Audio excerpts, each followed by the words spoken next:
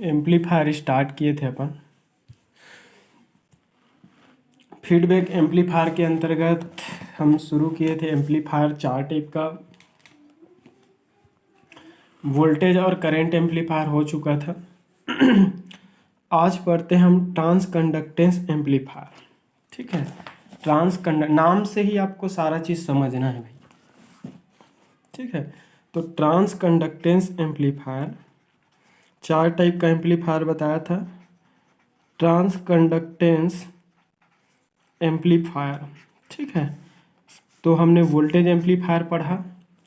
Voltage amplifier basically ऐसा amplifier circuit होता है जो इनपुट वोल्टेज के प्रोपोर्शनल आउटपुट वोल्टेज प्रोवाइड करता है। ठीक है, और करेंट एम्पलीफायर मैंने क्या बताया था, बेसिकली ऐसा एम्पलीफायर सर्किट जो इनपुट करंट के प्रोपोर्शनल आउटपुट करंट प्रोवाइड करता है, उसको हम क्या बोला, करेंट एम्पलीफायर बोला। ठीक है, अब हम पढ़ते हैं इसमें transconductance amplifier. So transconductance amplifier is nothing but it is a amplifier circuit which gives output current signal in proportional of input voltage signal। Clear हुआ? मैंने क्या बताया, it is a amplifier circuit, it is a amplifier circuit which provides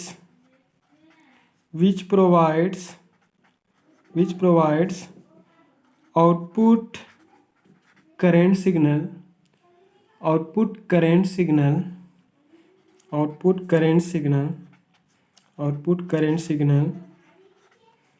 in proportional of input voltage, in proportional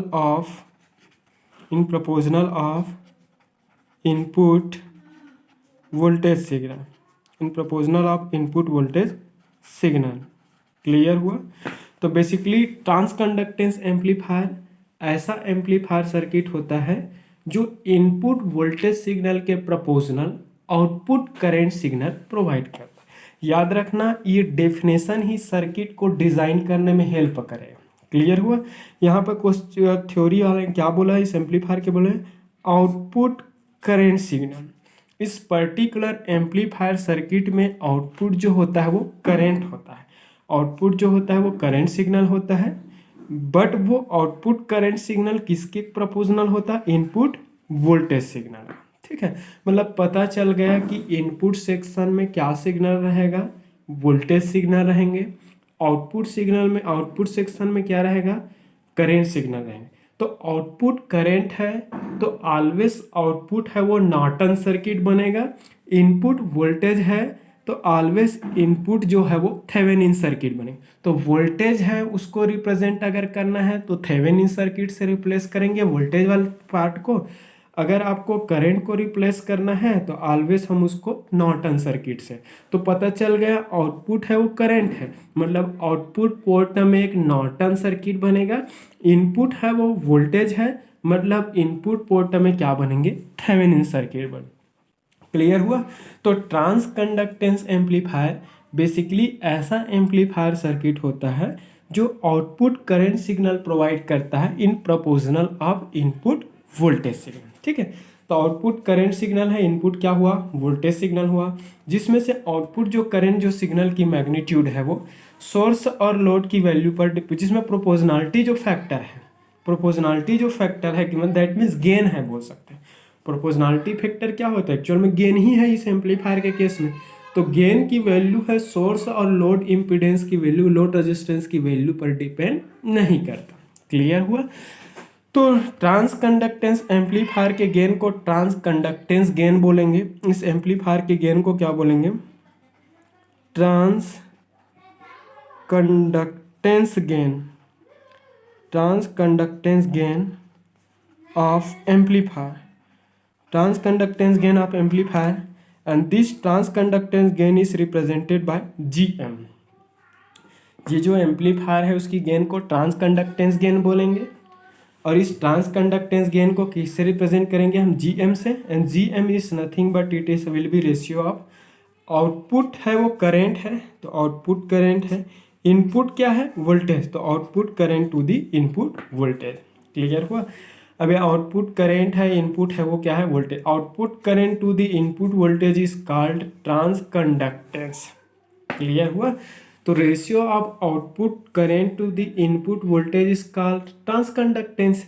अगर सिर्फ current और voltage का ratio बोलेंगे तो कंडक्टेंस होता है, ठीक है। लेकिन ये रेशियो है वो output current to the input voltage है।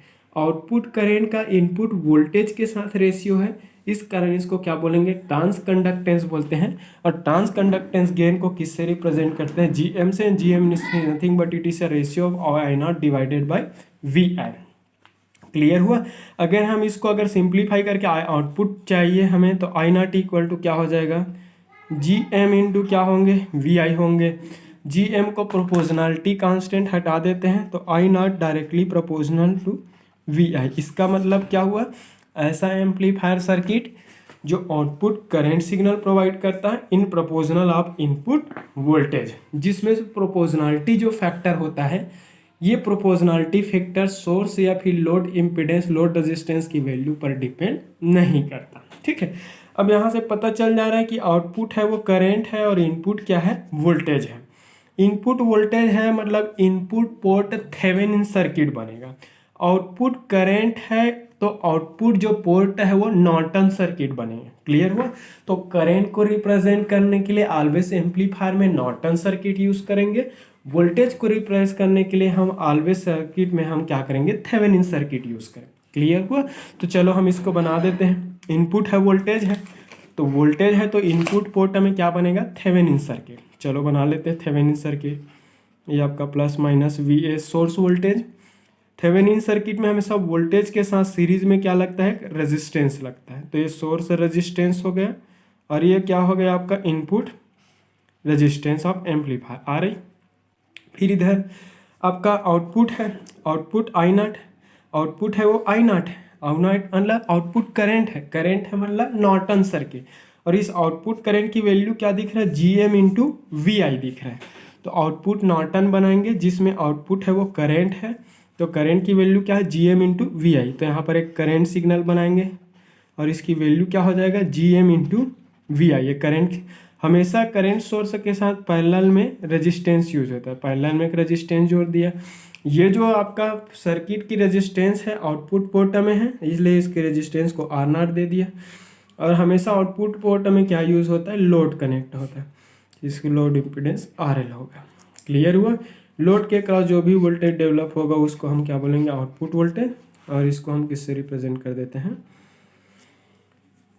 इसको किससे रिप्रेजेंट कर देते हैं, वी नॉट से। क्लियर हुआ। ये प्लस और ये माइनस। आउटपुट लोड में फ्लो होने वाला current, load current I L दे देते हैं। और ये आई एल जो है वो आई नॉट इक्वल टू क्या होगा, आई एल होगा। आउटपुट जो करंट है लोड करंट का क्या होंगे, इक्वल होंगे। ठीक है, ये सोर्स वोल्टेज हो गया। अब ये कंप्लीट इनपुट आउटपुट है उसको एक साथ कंबाइन कर देता हूँ मैं, ठीक है, दोनों को। तो ये कंप्लीट एम्पलीफायर बन जाएगा। ये बन गया, डॉटेड लाइन से दोनों को ज्वाइन कर दिया, ठीक है। तो ये कंप्लीट क्या हो गया, एम्पलीफायर बन गया। इस एम्पलीफायर को क्या बोलेंगे हम, ट्रांस कंडक्टेंस एम्पलीफायर बोलेंगे, जिसमें लेफ्ट हैंड पोर्शन है वो इस एम्पलीफायर का इनपुट पोर्ट को रिप्रेजेंट करता है। राइट हैंड साइड जो है वो एम्पलीफायर के आउटपुट पोर्ट को रिप्रेजेंट करता है, ठीक है। इनपुट है वो वोल्टेज है, इस कारण हमने थेवेनिन सर्किट बनाया। ये सोर्स वोल्टेज के साथ सीरीज में एक रेजिस्टेंस आ रही, तो एम्पलीफायर का इनपुट रेजिस्टेंस है, ठीक है। आई नॉट आउटपुट है, आउटपुट करंट है मतलब एक करंट सोर्स दिया, उसके साथ पैरेलल में एक रेजिस्टेंस और इसके साथ लोड रेजिस्टेंस। क्लियर हुआ, ठीक है। तो ये हमारा ट्रांस कंडक्टेंस एम्पलीफायर है।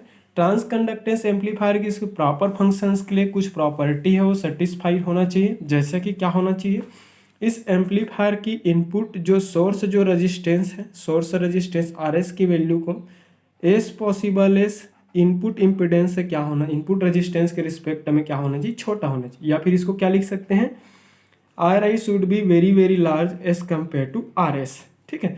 तो सोर्स रेजिस्टेंस की वैल्यू को इनपुट रेजिस्टेंस के रिस्पेक्ट में क्या होना चाहिए, कम होना चाहिए। इनपुट रेजिस्टेंस की वैल्यू वेरी वेरी लार्ज होना चाहिए।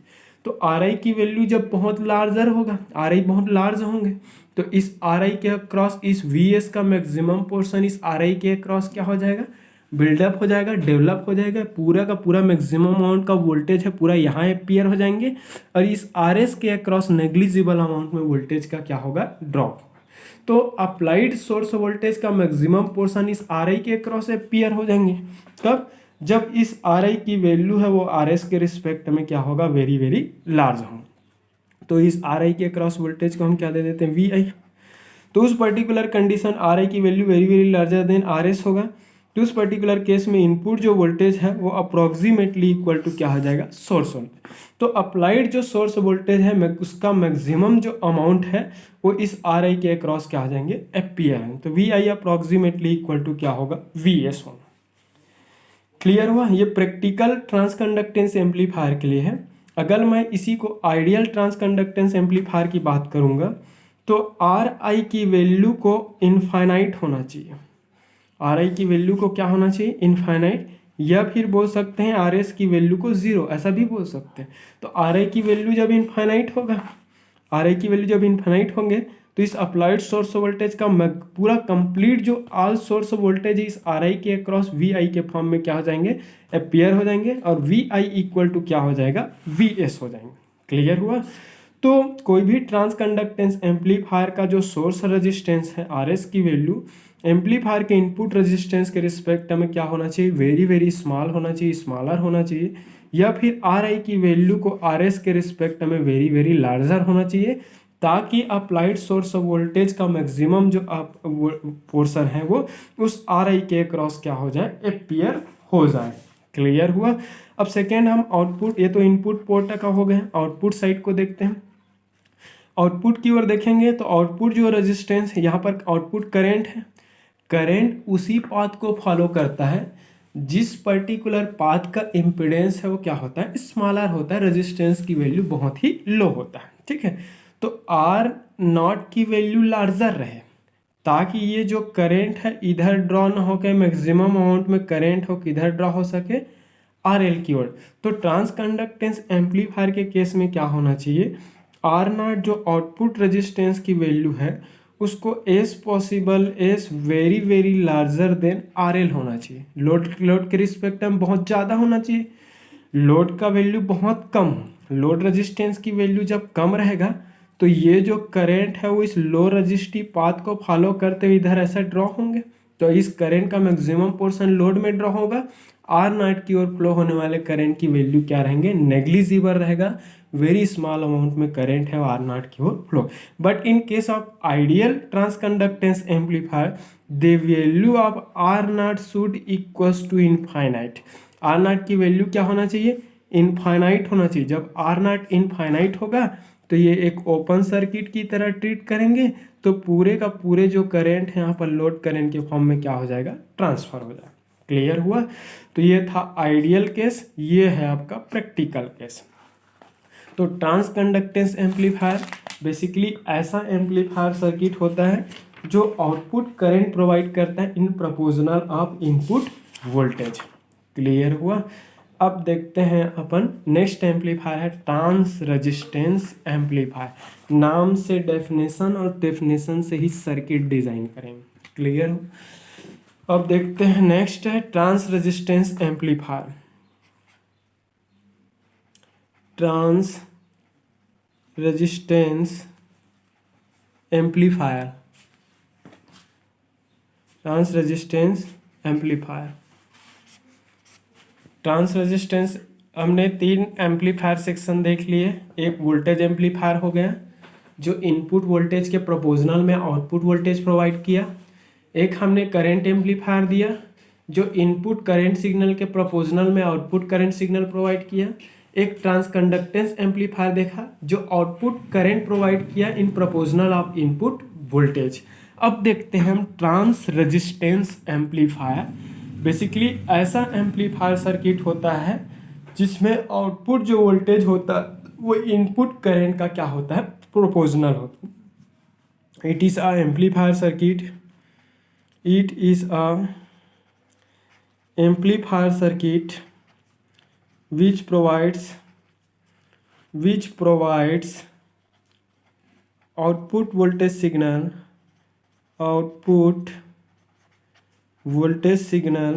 Output voltage signal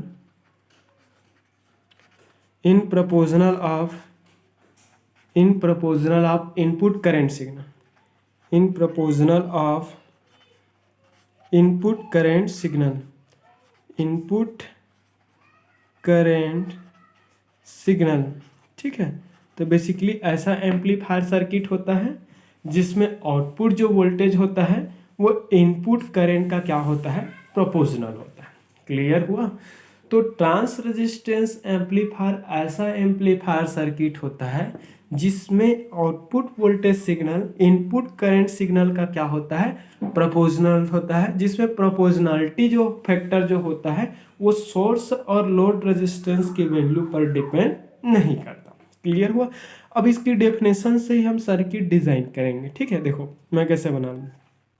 it is a amplifier circuit which provides output voltage signal. Output voltage signal मतलब पता चल गया कि आउटपुट जो है वो क्या है, वोल्टेज सिग्नल है। और अगर आउटपुट वोल्टेज है तो आउटपुट जो सर्किट जो रहेगा वो क्या रहेगा, थेवेनिन सर्किट। वोल्टेज को रिप्रेजेंट करने के लिए थेवेनिन सर्किट और करंट को रिप्रेजेंट करने के लिए नॉर्टन सर्किट। तो पता चल गया कि आउटपुट जो है वो वोल्टेज है, और if output signal is voltage then output volt will be Thevenin circuit. तो आउटपुट थेवेनिन सर्किट होगा।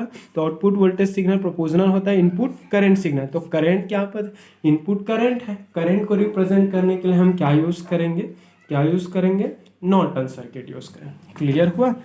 तो इस एम्पलीफायर की गेन को ट्रांस रेजिस्टेंस गेन बोलेंगे। Gain of this amplifier is trans resistance gain, transresistance gain of amplifier, and this trans resistance gain is represented by Rm। Resistance है, resistance का मतलब होता है वोल्टेज डिवाइडेड बाय करंट। चलो voltage divided by current is resistance, but here word trans represent basically ratio of output to the input. तो it will be ratio of output voltage to the input current. Clear हुआ? तो voltage और current का ratio resistance कहलाता है, but इसके नाम में क्या है, ट्रांस रेजिस्टेंस। ट्रांस रेजिस्टेंस जब ट्रांस वर्ड जब भी रहेगा इसका मतलब होता है ratio of output to the input. तो आउटपुट है वोल्टेज है, तो output voltage to the input current. So output voltage to the input current is nothing but it is a transresistance and this represented by Rm। Clear हुआ? अब देखो ये voltage है, ये करंट है, ये वोल्ट पर एम्पियर मतलब ओम। तो ट्रांस रेजिस्टेंस का यूनिट क्या हुआ, ओम हो गया। क्लियर हुआ?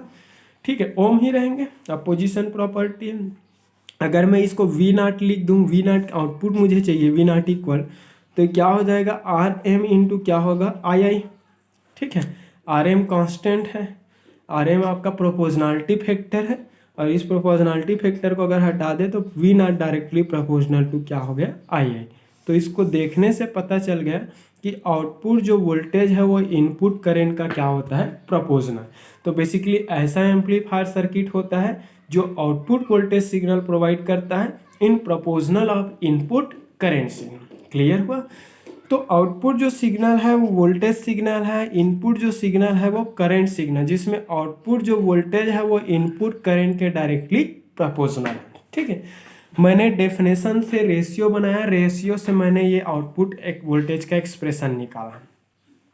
अब इस एक्सप्रेशन से सर्किट बनाऊंगा, ध्यान देना आप। ठीक है, देखो अब देखो यहाँ पर आउटपुट जो है वोल्टेज है, इनपुट जो है क्या है, करंट। आउटपुट वोल्टेज है, then voltage is represent by Thevenin circuit. Input जो है क्या है, करंट है, current is represented by Norton circuit. Clear? Output voltage है, वोल्टेज को हम किससे रिप्रेजेंट करेंगे, थेवेनिन। इनपुट करंट है, करंट को किससे रिप्रेजेंट करते हैं, बोला मैं नॉर्टन सर्किट। तो नॉर्टन सर्किट में करंट सोर्स यूज होता है, तो यहाँ पर इनपुट है तो सोर्स जो है वो इनपुट करंट सोर्स होगा। हमेशा करंट सोर्स के साथ पैरेलल में क्या यूज होता है, रेजिस्टेंस, तो सोर्स रेजिस्टेंस हो गया। ठीक है, अब ये यहाँ पर इनपुट एम्पलीफायर का इनपुट एम, ये तो हर एक सर्किट में कॉमन है इनपुट रेजिस्टेंस एम्पलीफायर का। ठीक है, इनपुट सिग्नल है वो करंट सिग्नल है, इस कारण सोर्स लिया वो करंट सोर्स लिया। हमेशा करंट सोर्स एक पैरेलल रेजिस्टेंस के साथ रहता है तो पैरेलल रेजिस्टेंस लगा दिया। अब चलो आउटपुट ड्रॉ करते हैं। आउटपुट क्या है, वोल्टेज है, तो वोल्टेज है मतलब थेवेनिन सर्किट, और ये आउटपुट वोल्टेज वी नॉट की वैल्यू क्या दिख रहा है, आर एम इंटू आई आई, तो डिपेंडेंट वोल्टेज है। चलो ये हो जाएगा प्लस माइनस, ये क्या हो जाएगा, R M into V I, R M into V I हो गया। ठीक है, अब ये वोल्टेज हो गया, वोल्टेज सोर्स के साथ हमेशा सीरीज में क्या लगता है, रेजिस्टेंस, तो ये रेजिस्टेंस हो गया आर नॉट, फिर इसके साथ क्या हो जाएगा, लोड, ये क्या हो जाएगा, लोड। क्लियर हुआ। अब इसके साथ में लोड के cross developed voltage output voltage होगा V naught plus minus flow होने वाला करेंट आई नॉट। ठीक है, अब ये output port Thevenin, input port Norton, कहाँ से, डेफिनेशन से, डेफिनेशन से एक्सप्रेशन, एक्सप्रेशन से सर्किट। अब सर्किट का एनालिसिस करेंगे प्रैक्टिकल एंड आइडियल। अब इस इनपुट और आउटपुट पोर्ट एम्पलीफायर को ऐसा कंबाइन करें तो ये कंप्लीट बन गया ट्रांस रेजिस्टेंस एम्पलीफायर। ठीक है, तो ये ट्रांस रेजिस्टेंस एम्पलीफायर हो गया सर्किट डायग्राम। ठीक है, इसके इनपुट में फ्लो होने वाला करंट को इनपुट करंट आई आई ले लेते हैं। ठीक है, अब देखो इनपुट पोर्ट नॉर्टन सर्किट है। ठीक है, और इनपुट करंट का ही प्रोपोर्शनल आउटपुट वोल्टेज प्रोवाइड करता है। तो सर्किट एनालिसिस कर लेते हैं, फिर आज का हो गया है। नेक्स्ट डे हम फीडबैक का ब्लॉक डायग्राम के बारे में डिस्कस करेंगे। अब देखो आई देखो ट्रांस रेजिस्टेंस एम्पलीफायर, किसी भी ट्रांस रेजिस्टेंस एम्पलीफायर के लिए आर एस की वैल्यू को वेरी वेरी क्या होना चाहिए, लार्जर देन क्या होना चाहिए, आर आई होना चाहिए। आर एस की वैल्यू है वो आर आई इनपुट, इस एम्पलीफायर के इनपुट रेजिस्टेंस के रिस्पेक्ट में आर एस की वैल्यू क्या होना चाहिए, बहुत ज़्यादा होना चाहिए। तो आर एस की वैल्यू बहुत ज़्यादा होगा तो ये सोर्स ऑफ करंट है इस ज़्यादा रेजिस्टेंस की तरफ नहीं आएगा, हमेशा करंट है वो लोअर रेजिस्टिव रीजन को ही फॉलो करता है। तो इस सोर्स करंट का मैक्सिमम पोर्शन है सर्किट के इनपुट में फ्लो होगा, इनपुट रेजिस्टेंस मतलब इधर की रेजिस्टेंस अगर लो है तो मैक्सिमम अमाउंट में करंट इधर ड्रॉ होगा। तो आर एस की वैल्यू को आर आई की रिस्पेक्ट में क्या होना चाहिए, वेरी वेरी लार्जर होना चाहिए, या फिर बोल सकते हैं R I should be very very smaller than R S. R S की रिस्पेक्ट में आर आई की वैल्यू बहुत ही कम होना चाहिए। ये जब बहुत कम होगा तो उस पर्टिकुलर केस में क्या होगा, ये जो सोर्स करंट का मैक्सिमम पोर्शन है वो क्या होगा, इस आर आई रीजन को फॉलो करेगा, इनपुट पोर्ट में ड्रॉ होंगे मैक्सिमम अमाउंट में करंट। तो उस पर्टिकुलर केस में क्या हो जाएगा, आई आई जो होगा इनपुट जो करंट हो जाएंगे वो अप्रोक्सीमेटली इक्वल टू क्या हो जाएगा, सोर्स करंट। इनपुट जो करंट है वो सोर्स करंट का क्या हो जाएगा, इक्वल हो जाएगा। ठीक है, ये आपका प्रैक्टिकल एम्पलीफायर का। अगर मैं इसी को आइडियल की बात करूं तो आइडियल एम्पलीफायर के इनपुट रेजिस्टेंस की वैल्यू को क्या होना चाहिए, zero. R I should equals to zero, input resistance of amplifier should equals to zero. तो जब आर आई की वैल्यू जीरो है, आर आई की वैल्यू जीरो है, आर आई की वैल्यू जीरो है तो जीरो मतलब इसकी कंडक्टिविटी ज़्यादा, तो करंट हायर कंडक्शन रीजन को फॉलो करता है। तो ये मैक्सिमम पूरा करंट इस जीरो रेजिस्टेंस वाले पाथ को क्या करेगा, फॉलो करेगा, इधर ही ड्रॉ हो जाएगा। तो प्रैक्टिकल के लिए ये ऊपर वाला कंडीशन, आइडियल के लिए ये है। अब आउटपुट, तो उस पर्टिकुलर केस में आई आई की वैल्यू आई एस का क्या होगा, इक्वल। अब यहाँ पर देखते हैं इस ट्रांस रेजिस्टेंस एम्पलीफायर में आर नॉट की वैल्यू को very very smaller than R L होना चाहिए। तो आर नॉट की वैल्यू जब बहुत कम होगा तो इसके क्रॉस वोल्टेज का ड्रॉप भी बहुत कम होंगे, नेग्लिजिबल वोल्टेज ड्रॉप होगा। तो क्या होगा, इस कंप्लीट ये जो वोल्टेज है पूरा का पूरा यहाँ पर लोड के क्रॉस आउटपुट वोल्टेज के फॉर्म में अपीयर हो जाएंगे। तो उस पर्टिकुलर कंडीशन में क्या हो जाएगा, वी नॉट इक्वल टू क्या हो जाएगा, R M into V I, approximately equal to V I हो जाएगा। जब यहाँ का नेग्लिजिबल अमाउंट में वोल्टेज का ड्रॉ होगा तब V naught approximately equal to R M into क्या होगा, वी आई हो जाएगा। क्लियर हुआ, समझ में आई थिंक सबको क्लियर हो गया होगा। ये प्रैक्टिकल। अगर मैं आइडियल की बात करूं तो आर नॉट की वैल्यू आइडियली क्या होना चाहिए, जीरो। तो आर नॉट की वैल्यू जब जीरो होगा तो इसमें कोई भी वोल्टेज ड्रॉप नहीं होंगे, वोल्टेज ड्रॉप की वैल्यू जीरो हो जाएगा। तो ये पूरा वोल्टेज है वो यहाँ पर आउटपुट के फॉर्म में ट्रांसफर हो जाए। क्लियर हुआ। तो आई थिंक ये पूरा transresistance amplifier, transconductance amplifier, voltage amplifier, current amplifier सबसे क्लियर हो गया होगा। अगर वीडियो क्लियर हो तो लाइक करें, कमेंट करें, शेयर करें। Thank you.